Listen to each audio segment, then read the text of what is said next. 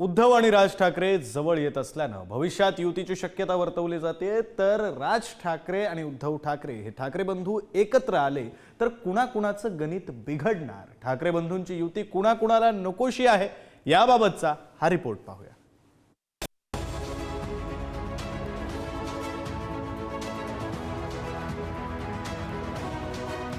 आणि दोन भावांना एकत्रित द्यायचं आहे। तुम्ही काय असा जी आर काढलाय दोन भावांनी एकत्रित येऊ नये?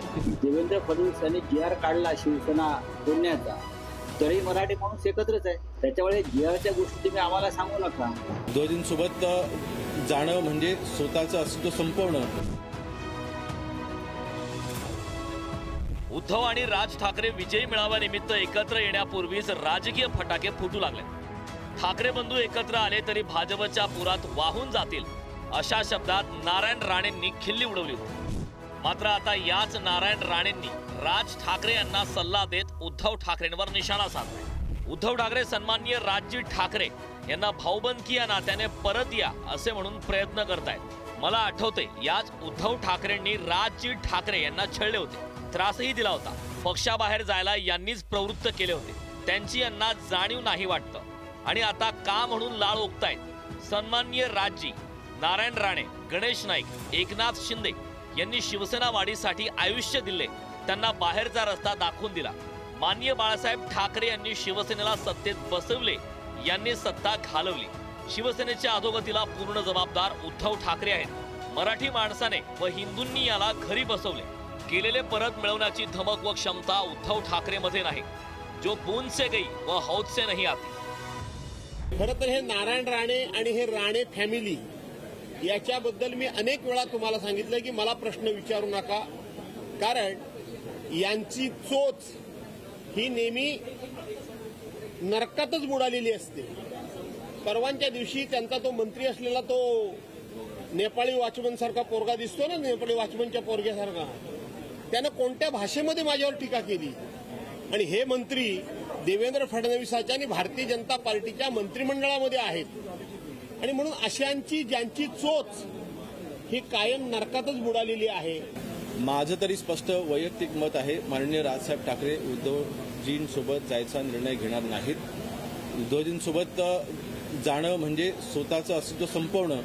उद्धवजींसोबत जाणं म्हणजे ती व्यक्ती सर्वात जास्त त्या व्यक्तीला जवळनं कोणी ओळखत असेल तर माननीय राजसाहेब ठाकरे ओळखतात आणि म्हणून मला वाटतं त्याच्यासोबत जाणार नाहीत। सध्या राज्यात महायुतीच्या निमित्तानं भाजपा, शिंदेची शिवसेना आणि राष्ट्रवादी काँग्रेस सत्तेत आहे, तर महाविकास आघाडीत ठाकरेंची शिवसेना, काँग्रेस आणि शरद पवारांची राष्ट्रवादी विरोधात आहे। मात्र ठाकरे बंधू एकत्र आल्यास तिसरी नवी राजकीय शक्ती निर्माण होऊ शकते।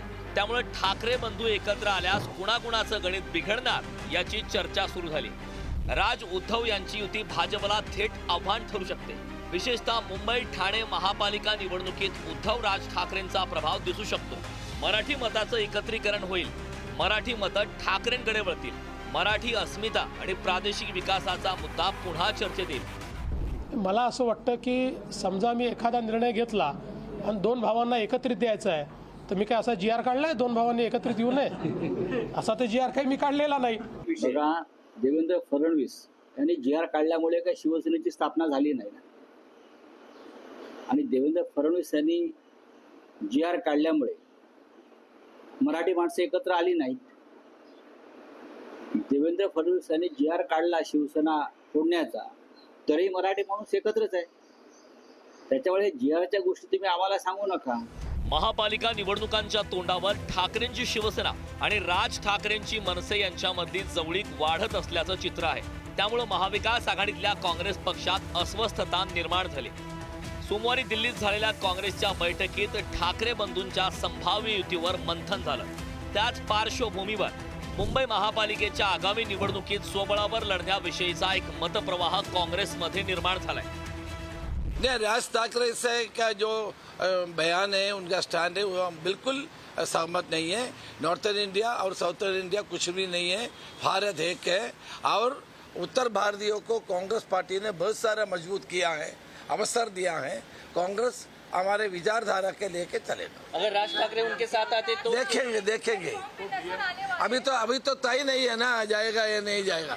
मला असं वाटतं त्यांना मुळात आमची भूमिका समजली आहे की नाही हा प्रश्न आहे।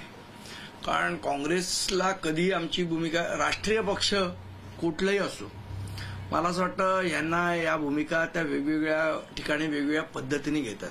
आमची भूमिका पहिल्यापासून जी आहे तीच आहे. आमचं म्हणणं आहे प्रत्येक राज्यामध्ये त्या त्या भाषेला प्राधान्य मिळालं पाहिजे. गुजरातमध्ये गुजरातीला, कर्नाटकमध्ये कन्नडला आणि महाराष्ट्रात मराठीलाच. ही आमची भूमिका आहे. या भूमिकेच्या विसंगत त्यांची काय भूमिका आहे तर त्यांनी ती स्पष्ट करावी. दोघे भाऊ एकत्र आल्यास नवगणित निर्माण होऊ शकतं असं बोललं जात आहे.